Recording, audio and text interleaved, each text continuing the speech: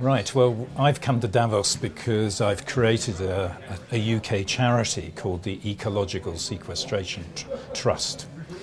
And I've formed that charity because I was profoundly depressed with the slowness of the way the world's addressing the transformations that a lot of us are trying to move forward.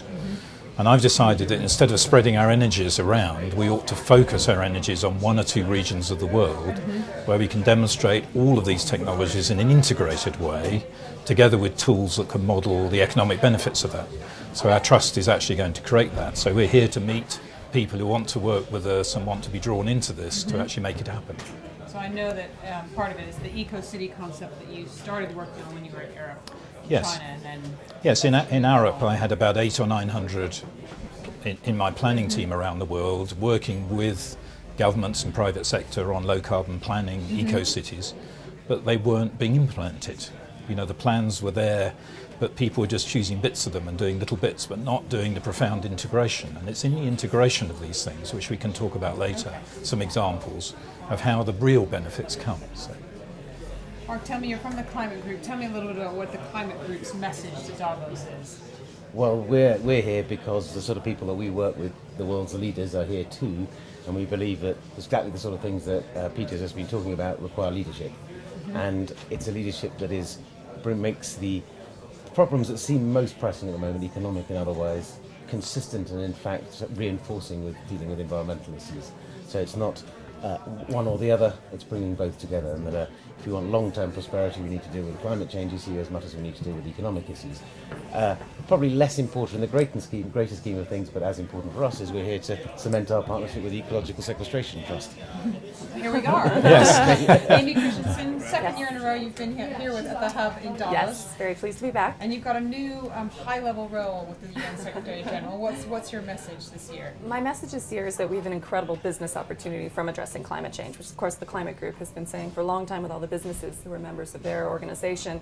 And what the Secretary General did last week is he launched 2012 as the Year of Sustainable Energy for All. And the idea is to mobilize everyone towards significant objectives by 2030 to double our rate of energy efficiency, to double the share globally of renewable energy, and then also to get to 100% energy access for those who are without.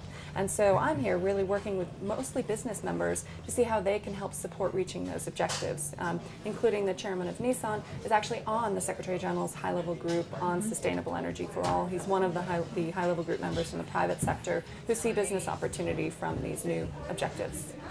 And how's your year been, Simon? Because the last time we were here, we went for a ride in the fantastic electric car that you've got for a second year in a row. This year it's powering the hot chocolate stand.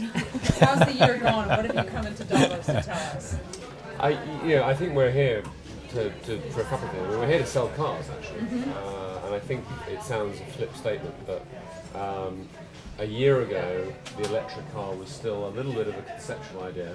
I don't think a lot of people realised that two manufacturers, Renault and Nissan, were putting a vehicle on sale that anybody could buy, that could be part of their, take the kids to school, run errands, be how they live their lives. A year on, 20,000 plus vehicles sold. Leaf is now, best-selling electric vehicle of all time, and it's now, it's a reality. We've got the Renault floors as well. So electric vehicles are now sort of have arrived.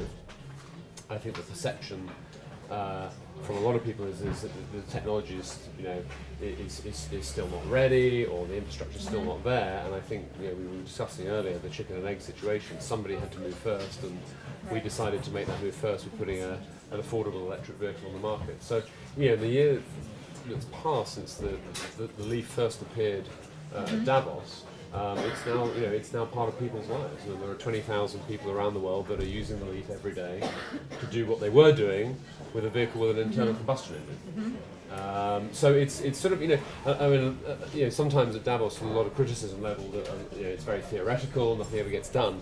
The electric vehicle was and the idea of putting it, for example, into Israel with a better place model was an idea that was conceived at Davos 4 or 5 years ago, and it's now on sale. So I think it's proof that some of these dreams and this sort of the future stuff is now ready, and it's it's sort of on sale, and people can actually use it.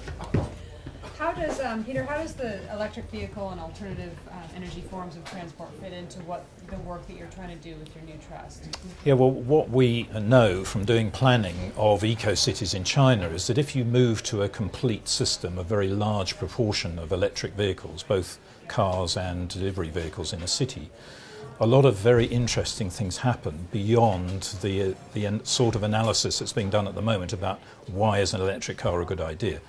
How much does it cost?